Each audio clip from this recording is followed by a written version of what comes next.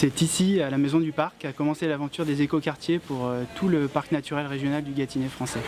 L'objectif de ce chantier de construction et de rénovation sur le site de la Maison du Parc, c'était vraiment de pouvoir montrer un exemple, de faire un démonstrateur, de pouvoir faire des visites et de présenter au public ce qu'il est possible de faire en termes d'éco-réhabilitation et d'éco-construction. Sur ce bâtiment, ce qui était important pour une construction neuve, c'est d'essayer de prendre le moins possible d'emprise sur la parcelle. Il a été réalisé avec une conception bioclimatique, ce qui veut dire que les architectes ont pris compte des éléments, de l'ensoleillement, du parcours du soleil pour pouvoir concevoir leur bâtiment. Et ce qui fait qu'avec cette prise en compte des éléments extérieurs, on arrive à chauffer ou à refroidir beaucoup plus naturellement le bâtiment sans avoir recours à des systèmes de chauffage ou à de la climatisation.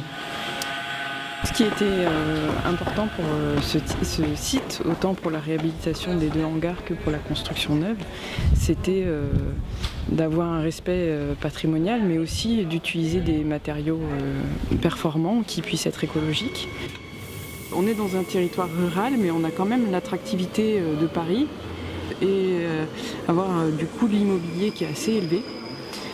Ici, du fait de la tension urbaine, c'est pas un territoire qui est forcément très facile ou très propice à l'expérimentation parce que l'investissement en immobilier, c'est déjà un coût assez important. Donc c'est vraiment d'autant plus important de pouvoir créer véritablement ces filières, autant sur le plan des marchés publics que du marché privé, même sur des tout petits projets comme ce que peut accompagner le service à la rénovation, le service faire, qui aide les particuliers et les accompagne sur l'amélioration de la performance énergétique des logements.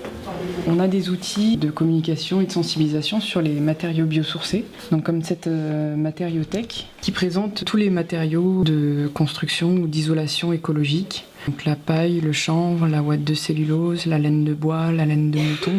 Une maquette aussi pour pouvoir présenter les systèmes constructifs.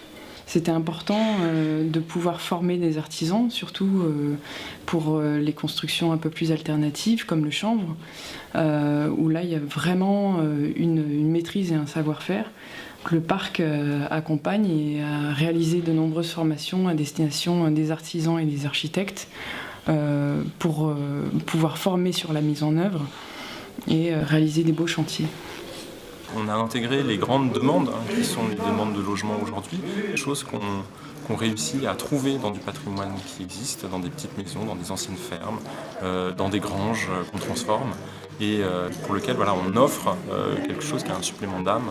On travaille avec des matériaux qui sont extrêmement adaptés, compatibles au patrimoine existant, aux maçonneries anciennes, aux fenêtres, aux typologies de toiture, etc. On va utiliser des matériaux qu'on appelle les matériaux géosourcés, qui sont des matériaux locaux. Et on a des matériaux biosourcés. Les matériaux biosourcés, c'est tout ce qui est géré de manière durable, le bois bien sûr, mais aussi les isolations qui sont dans ce projet, des isolations en blocs de béton de chanvre, le chanvre étant cultivé sur le territoire du parc naturel. Donc là vous avez la fibre qui est la partie extérieure de la paille de chanvre. Et au cœur, il vous reste une partie boisée que nous avons ici. C'est ce qu'on appelle la chaîne-vote. Donc le métier de gâti-chanvre, c'est de pouvoir séparer la fibre de la chaîne-vote.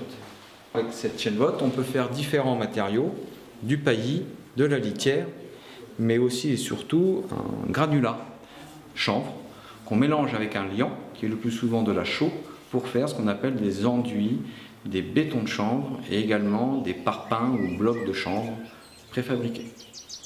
Le parc naturel régional du Gâtinais français a ainsi compris toute l'importance des écomatériaux et de leur bonne mise en œuvre. Et c'est ça aussi une approche globale d'un écoquartier.